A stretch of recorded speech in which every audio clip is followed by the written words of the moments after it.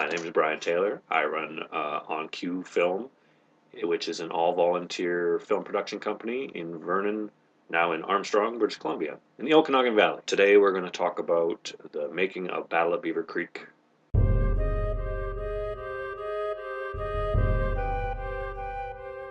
I'll start with a little bit about me. I made movies when I was in high school. You know those choices exams you take in high school? I don't know if they still do that, but when I was in school in the 80s, there was an exam called Choices. You'd answer 10 million questions, and then the school counselor would say, you should be a baker or a butcher or whatever.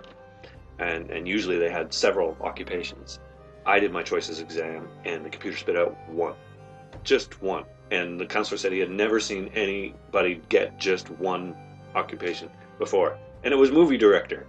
And I was very excited by that, and I thought I was going to go to film school, and I just about did, but I didn't. Instead, I had a family and lived life and did normal things. Since then, I started writing. I did a lot of writing, and once I noticed that films were being made with digital video, I thought, well, I could do that. And because I had been writing, I decided to turn one of my short stories into a short film, and that was the original Battle of Beaver Creek short, which we're going to show everyone. Volunteer filmmaking is certainly not a new idea. Lots of people have made films with deferred payment plans where everyone works for free, volunteers their time, and then if there's any money to be made, then they all get a piece of the pie. It's not hard to find volunteers to make films. Whenever you go up to somebody and you say, hey, want to be in a movie? They immediately say yes. They have no idea what they're saying yes to. You haven't even told them what the movie's about, but everyone's interested in being in a movie. And then from those people that say yes, you can weed out a few once you start explaining, okay, well, this is what we're going to be doing, this is what it's going to entail, I need you here at this such and such a time. Then a few people are going to be weeded out of those. And then on the actual day of filming, you're also going to have a certain percentage of people that just don't show up despite having said yes. These are the realities of volunteer filmmaking. So you have to be flexible, and I think filmmaking is a question of problem solving anyway. We're going to talk today about the making of the movie, its high points, its low points, its successes, and its failures. The short story Battle of Beaver Creek was written for the CBC Short Story Prize they hold every year.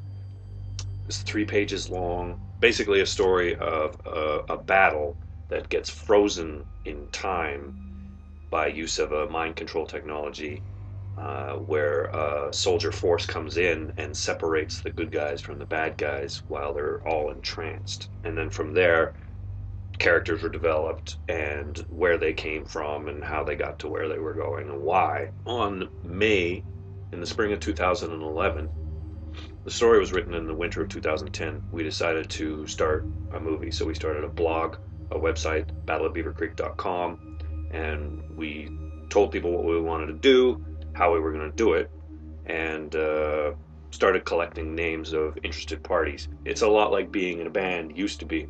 You have like-minded individuals, you get together, you create some art, and you hit local stages and you put it out. It's the exact same thing, except now we're doing it with films, and we're saying, here, watch our films, everybody. The first post on at battleofbeavercreek.com said, the short film Battle of Beaver Creek is in production, stay tuned for details.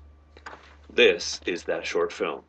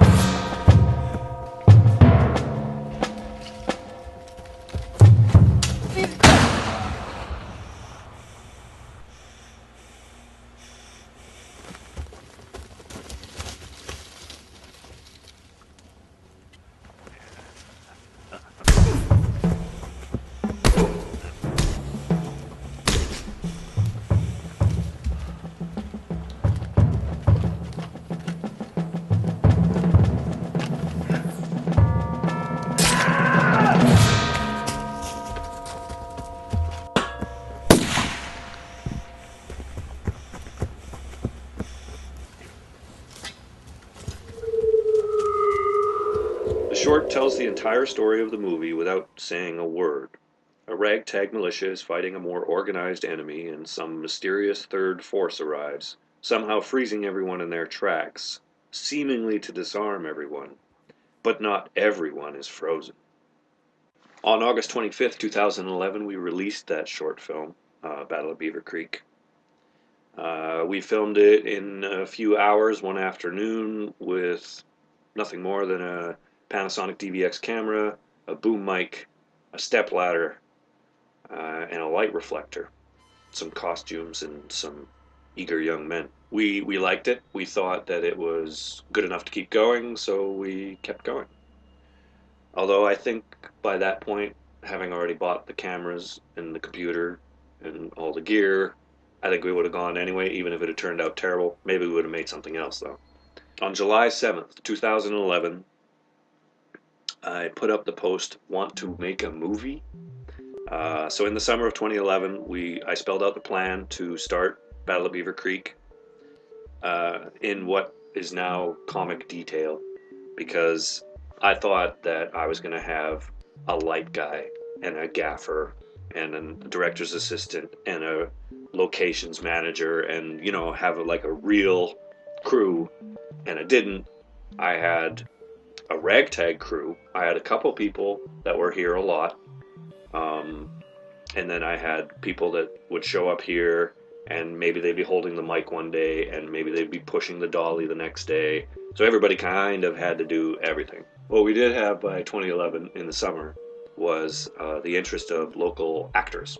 We had Matt Brown, we had Sheldon Graham from Seton High School. Already, they wanted to do it. They were on board, which was great.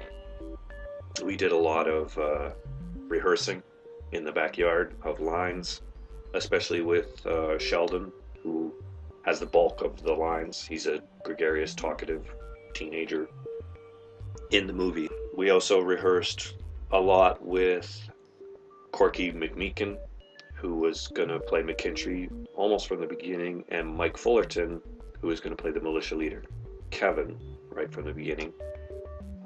Corky and Kevin had much less acting experience. They both have acting experience, but much less than Sheldon and Matt. So we did a lot of rehearsing in the backyard with those guys. In the fall of 2011, we rolled cameras for the first time on footage that appears in the film. And that is this initial pond footage of Matt walking past these ponds in Vernon. He's wearing the wrong t-shirt, but you can't really tell that in the film. This is the very first thing that we filmed that wound up in the movie. And we continued casting. A lot of the extras casting, we needed approximately 100 soldiers. There wound up being 106 people in the movie. Most of them, a lot of them, are painters, because I work in a paint store. But a lot of them also came from Adel Karami, who is a gregarious Lebanese gentleman who came into my store one day and said, "I heard you're making a movie. I have to be in your movie. How can I help you make this movie?" And I put him to work. He went around everyone he saw who he thought looked like a soldier. He'd say, "Hey, want to be in a movie? We need people." And many, many of those people wound up in the film. Also in the spring of 2012, we released The Bite. The Bite turned out so well that I was worried that, like the first time that I really had doubts about Battle at Beaver Creek, even getting made. We were having trouble finding the location. Casting was going pretty well. We had a long list of names. But I started thinking about what I might be able to do with 100 guys. Like, I've got these people. They're ready to go. But I don't have a place to do anything with them. So I seriously thought about changing the script, and it was already the beginning of Battle of Beaver Creek changing. But by the spring of 2012, I am reviewing movies for the local paper. And so I asked my editor, could I put an ad basically in the paper saying, "Indie filmmaker seeks battle location." She said yes, And a couple people came forward right away with locations. One of those locations was perfect, a farm in Armstrong that belongs to the Audie family. They were very generous. We were finally able to go out and shoot this location footage. Then, shortly after that, we really started moving forward with the actual production. We started having other people come forward with locations. We found 2 locations in Lumbee that were going to work well. The Worley family and the D family both have giant properties with big fields and forests, and one has a gravel pit and a creek. It was perfect. There's also a creek running through the Audie family residence, so we had all these creeks for Battle of Beaver Creek. It really couldn't have turned out any better. So we started battle blocking, going out. I think we went out maybe 6 times with some of the principal actors. You see them here. Working out where charges were going to come from, where fights were going to take place, who runs and hides where, when, and all that kind of stuff. We wanted to be 100% ready so that everybody could know what they were doing already, and all we had to do was roll camera and capture it. We continued rehearsing lines. We had production meetings at the Talking Donkey in Vernon, which doesn't exist anymore. We sent Matt Brown out for killing practice. One of our gun experts, Jonathan Bennett, took Matt out basically to relearn. He already knew how to fire a weapon, and I think he had actually had film training about firing weapons. In that summer of 2012, we also began preparing the battle scene. We had to dig a bunker and then cover it with wood and make it look like it had been there a while. We needed to clear the land. There was too many signs of life around, and we needed it to be like a dead battlefield, ugly. In July of 2012, I purchased insurance. That cost $500. It was a movie insurance, typical standard contract that came from a company in Vancouver through a company in Enderby. But the point being that once I had spent that $500, we weren't stopping. There's no going back now. We continued to cast people. At this point, I announced online that I still need 25 more men. That was, by the way, after announcing that I had enough people already. I published a blog post on July 19th, 2012. You can look it up, July 19th, 2012, at battleofbeavercreek.com. It's called How to Be in a Movie. It's a very excellent blog post for people who have never been on a set before, the rules of a set, how sets work, what you're going to be doing, how boring it is, how you have to stay focused. And we continued buying props, costumes, hundreds of dollars on costumes for soldiers, a little bit more equipment, such that by July, my expenditure of $500 had gone to $3,000. It would turn out that the battle day cost $4,000 after getting food and water for everybody. On August 11th, 2012, we filmed in Lumbee on the property of Laverne and Darlene Worley. It was the first real scene we had to film. It's the scene where Taryn and Newman cross a field full of bodies. They discover the militia camp. They meet Kevin, the militia camp leader. They have a discussion, and they leave through the gravel pit where a Russian soldier is being tortured. That was our first real scene with acting and dialogue and everything and crew. Our first time, all of us together, maybe 30 people.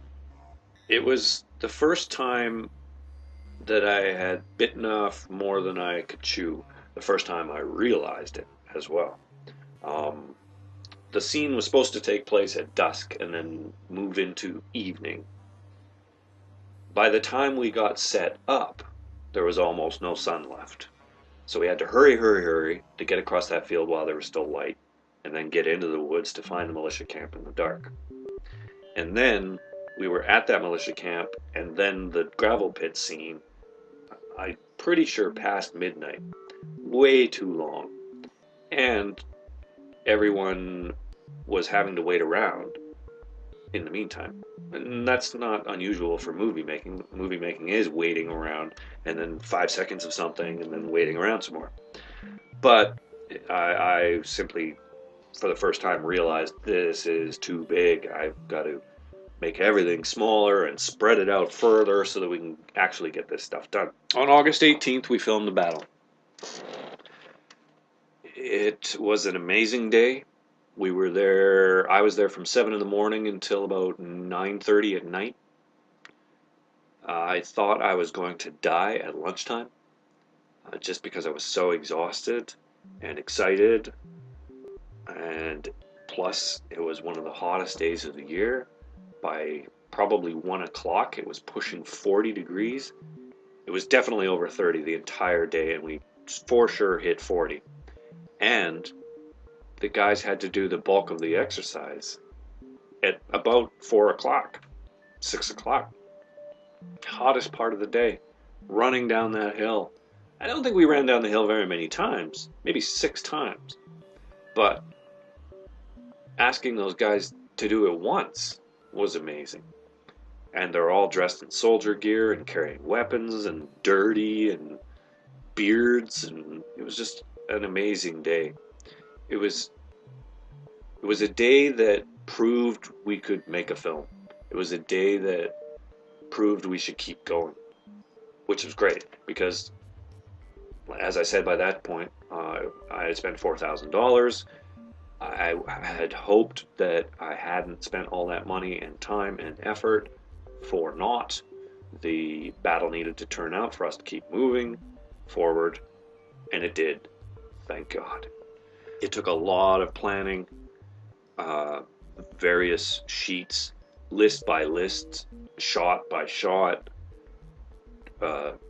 choreographed, directions of traffic, of people, timing things, because we filmed mostly in order, but sometimes we had to do things out of order. The morning was filmed in the evening, for instance, so we needed to remember that that guy was dead and this guy was over there about ready to fight. I entered that night, I entered onto my blog the following entry, which summed up the battle day and my excitement about it. It says, "Wow, that was amazing. We shot 12 plus minutes of film yesterday in Armstrong. It looks so good that when you see it, you'll probably pee your pants a little. We filmed from 11 a.m. to 8:30 p.m.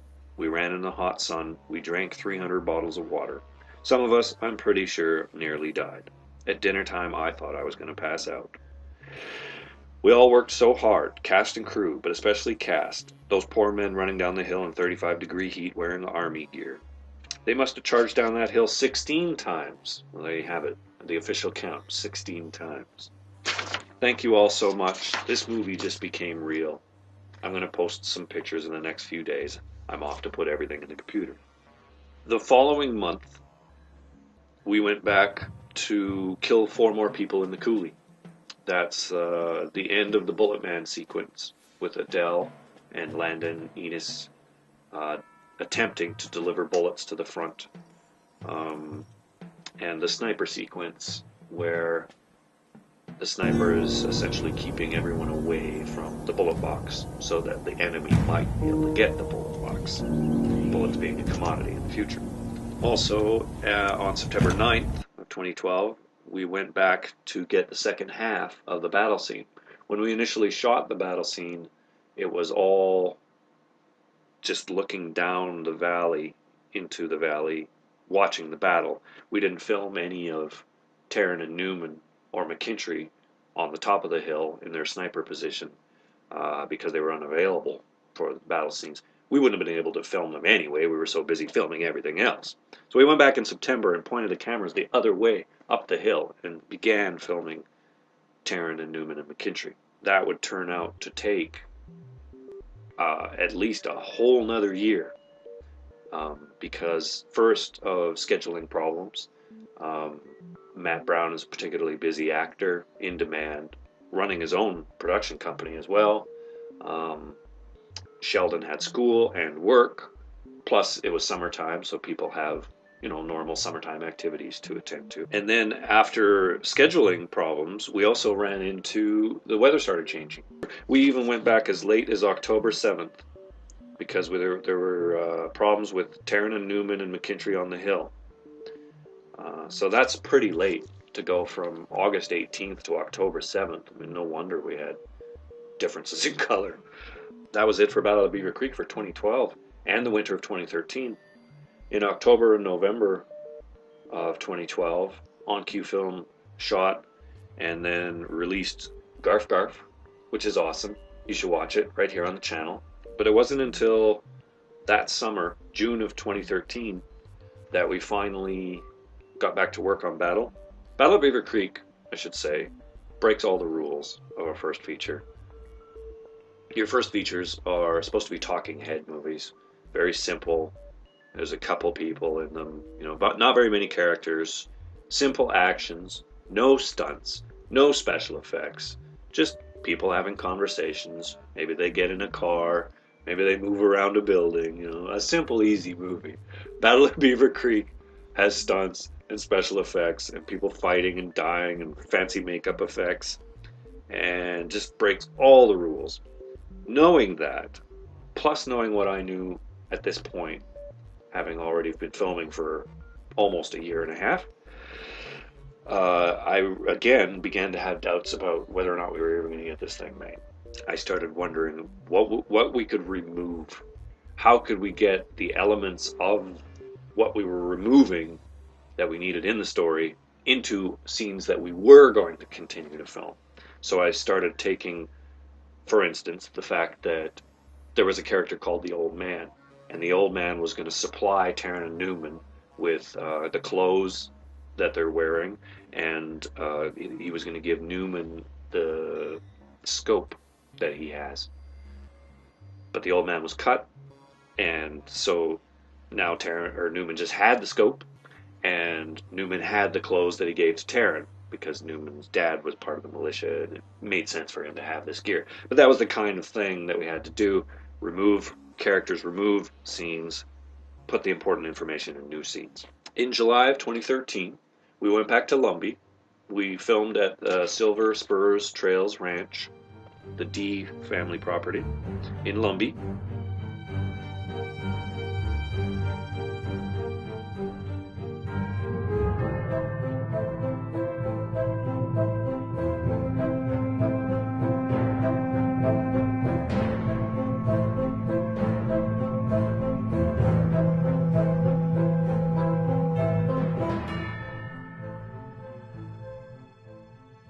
We went back to that property, I think, 4, 5, 6 times, something like that, to get Newman and Taryn walking through the woods, on country roads, having conversations, camping, talking to the Zetas. During these times, while we were filming these other scenes, knowing that we were waiting for fall so that the colors would be that golden, amber, brown, and green of August and September, to go back to the Audie family to finish the battle conversation bits. But I couldn't get a hold of the Audie family. But finally, in September, the Audies came back, and I got a hold of them, and we were able to get back on the property. The property looked exactly the same, and we took Taryn and Newman and McKintry out and shot the last of the battle bits. All the sound you hear during the battle scene has all been redone. We had a lot of technical issues. There were a lot of things wrong with Battle of Beaver Creek that needed to be fixed in post-production, and it's pretty normal for some ADR, dialogue recording, to be redone because of wind or a plane flew over or something happened. But that entire sequence needed to be dubbed. During the fall of 2013, I also filmed all the walking scenes. Taryn needs to walk from some unnamed community in the Yukon to Beaver Creek. It's explained in the story that he walks for 3 or 4 days. And most of that walking took place in the Okanagan Valley, North Okanagan Valley. The southern part and central part of the valley is quite semi-arid, lots of brown hills. The north part is a little more rocky and forested, which looked to me a little bit more like the way the Yukon should look. Although it is the Yukon of the future, and so it's much warmer and it's a different climate. The beautiful sequences of the ducks by the pond and the rows of corn and Terran walking were all done by me. Solo me getting up at 5 in the morning. That's me walking in Terran's clothes. I also drove all the way to the Rockies one afternoon with my wife Dawn and my sister Dawn. We filmed that river and the Rocky Mountains.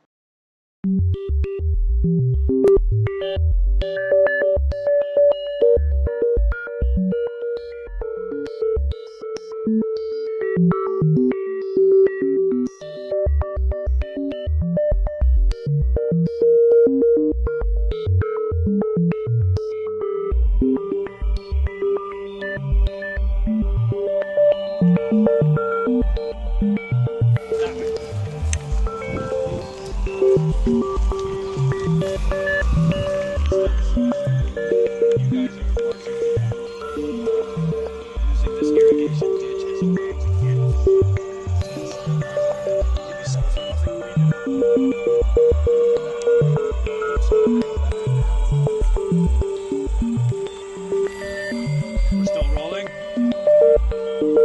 Down. Action walking.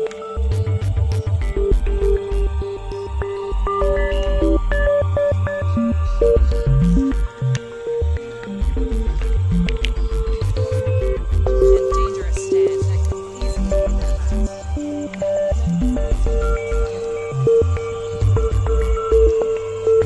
CBC News, Beaver Creek, Yukon. I'm happy.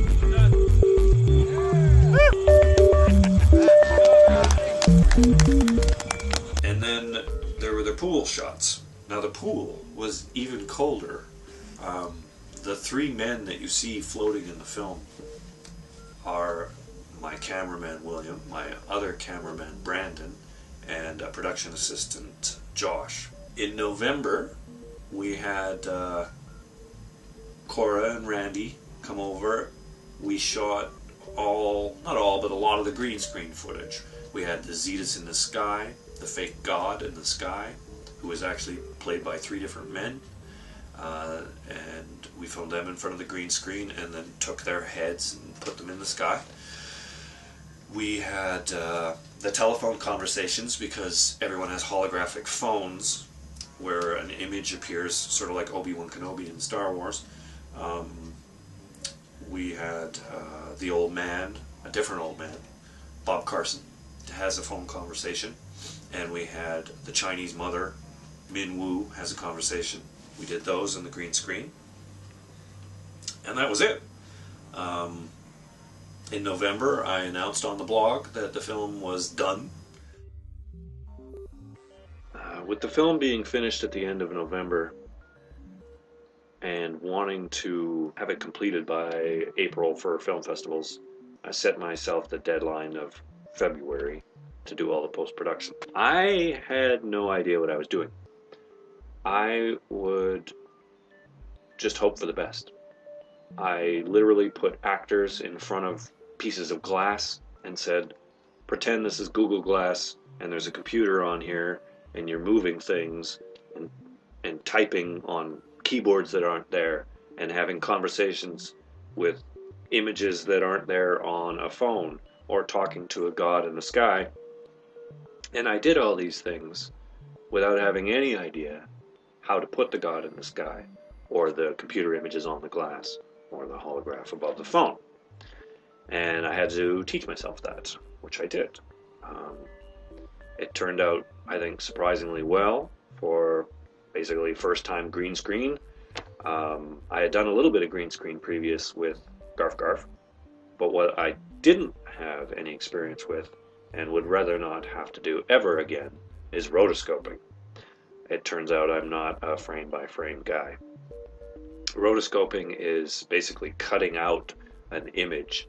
So in this picture, you have McKintry standing in front of a tree, which is in front of the mountains and the sky in the background.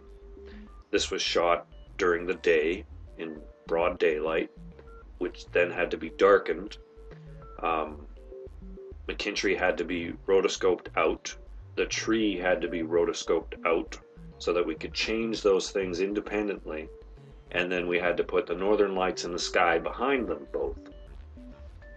And what you have to do is you basically tell the computer the shape of the person, and then it follows that shape. Even if a person moves his arm, the lines of the rotoscoping will follow, but not very well, so that you get these blurry moments that pop and jump.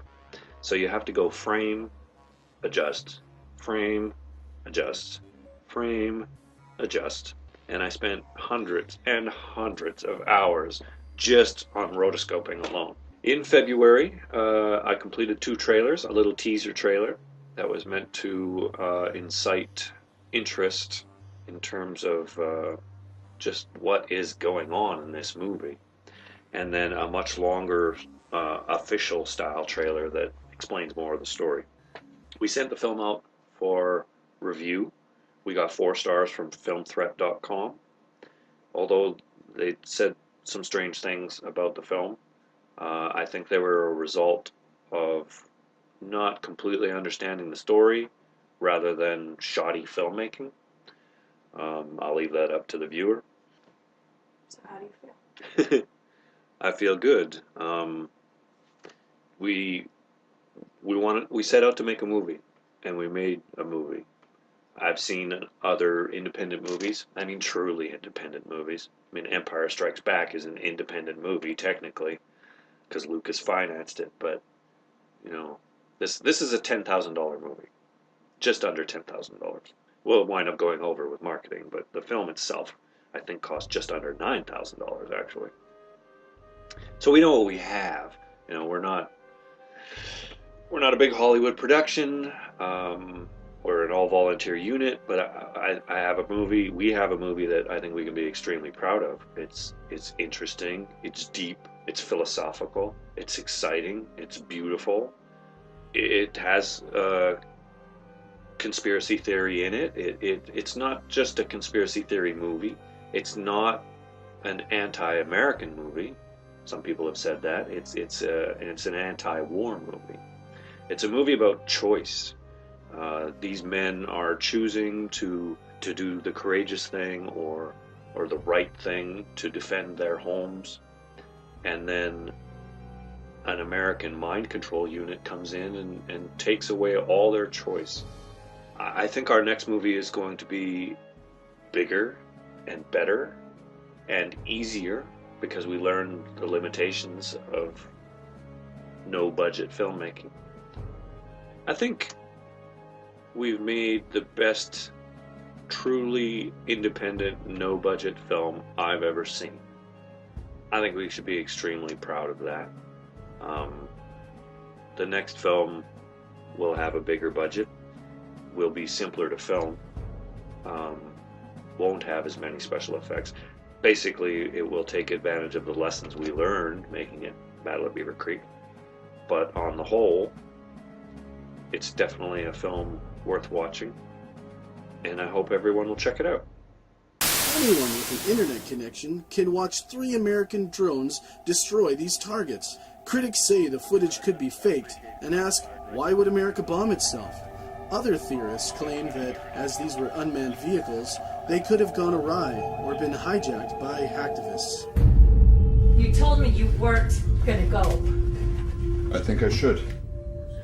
You're gonna get yourself killed. Or turned into a zombie slave. You and your conspiracy buddies think you can change anything? You can't. We have to try.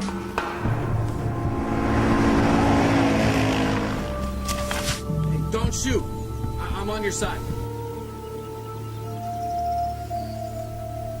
I've never killed anybody either. Just go home now. I'll go home when I find my dad's gun.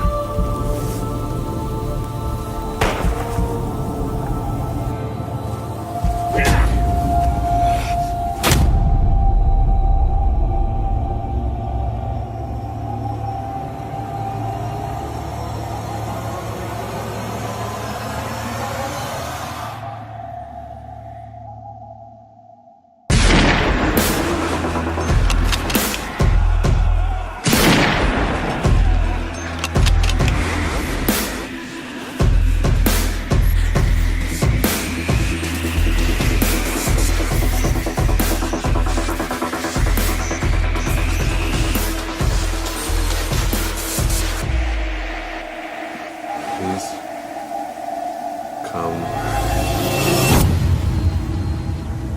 from the individual. The UEFA has made America the safest place to live on this whole planet. It's made us the bringers of peace.